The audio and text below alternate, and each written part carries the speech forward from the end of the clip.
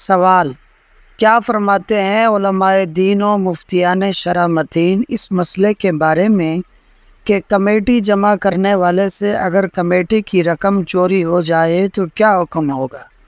کیا دیگر ممبران ایڈمن یعنی کمیٹی جمع کرنے والے سے اپنی رقم کا مطالبہ کر سکتے ہیں یا نہیں؟ جواب: اگر ایڈمن کے پاس کمیٹی کی جمع شدہ رقم کی حیثیت قرض کی تھی یا وہاں کا عرف یہ تھا کہ لوگ استعمال کی اجازت کے ساتھ کمیٹی جمع کرواتے تھے، تو ایسی صورت میں رقم چوری ہونے کے بعد اس کی ذمہ داری جمع کرنے والے پر ہوگی، کیونکہ مقروض کے پاس سے قرض کی رقم اگر چوری ہو جائے تو اس سے قرض پر کوئی اثر نہیں پڑتا، بلکہ قرض خواہ ایڈمن سے مطالبے کا پورا حق رکھتا ہے، لہذا مطالبے پر ایڈمن کو کمیٹی کی رقم واپس کرنا ہوگی۔